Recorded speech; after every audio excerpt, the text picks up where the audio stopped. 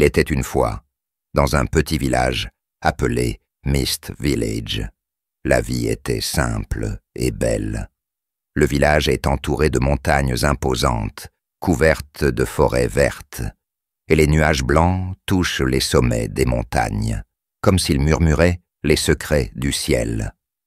Dans ce village vivait un petit dragon nommé Lian.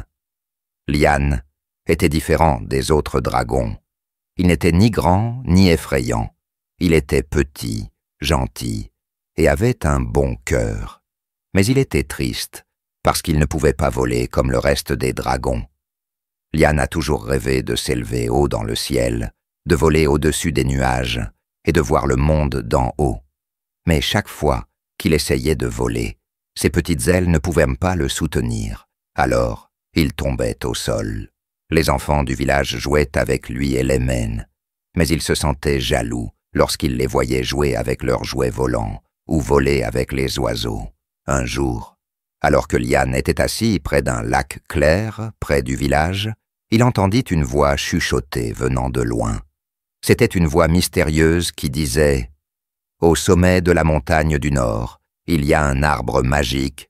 Celui qui le trouvera verra son vœu exaucé. » Lian regarda vers la montagne du Nord et vit son haut sommet percer les nuages. Il a décidé de rechercher cet arbre magique, espérant qu'il lui donnerait la capacité de voler. Le lendemain matin, Lian a préparé un petit sac de nourriture et d'eau et a dit au revoir à ses amis du village.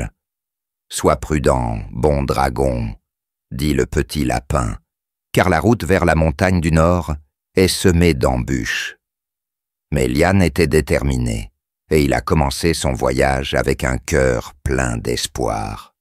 Sur son chemin, Lian traversa une forêt dense, où il entendit une voix faible appelant à l'aide.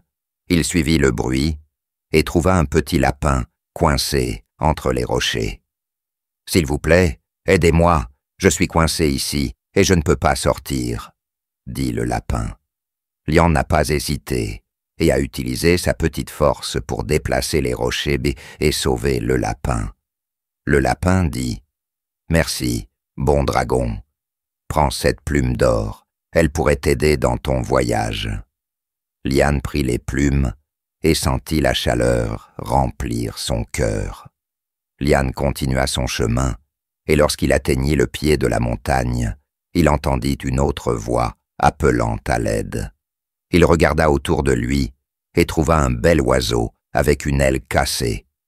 L'oiseau dit « Je suis blessé et je ne peux pas voler. S'il vous plaît, aidez-moi. » Lian a fabriqué une petite béquille avec des branches d'arbre et l'a attachée à l'aile de l'oiseau pour qu'il puisse marcher. L'oiseau dit « Merci, bon dragon. Prends cette pierre brillante, elle t'aidera peut-être dans ton voyage. » Lian prit la pierre et sentit une nouvelle force le pousser en avant. Lian a commencé à gravir la montagne du Nord. La route était difficile et accidentée.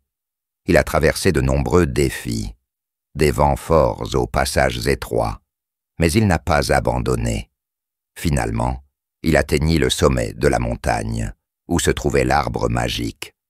L'arbre était grand et beau, ses feuilles scintillaient comme des étoiles, et ses branches s'étendaient vers le ciel, comme si elles embrassaient l'univers.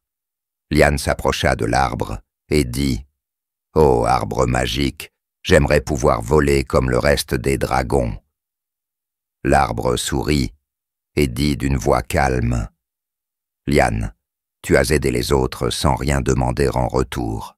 Cela montre que ton cœur est bon et pur.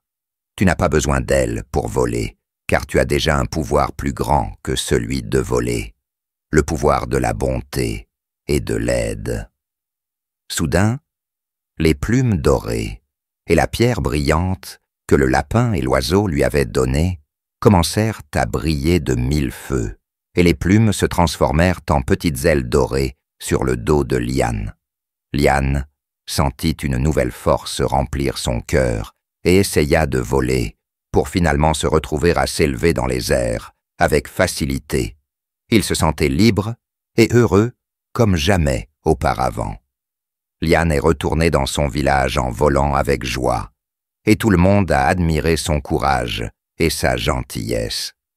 Depuis ce jour, Liane vit heureux. Tout le monde sait que la gentillesse est la magie la plus puissante du monde. Il survolait le village, aidait les nécessiteux et racontait aux enfants son incroyable voyage jusqu'à l'arbre magique.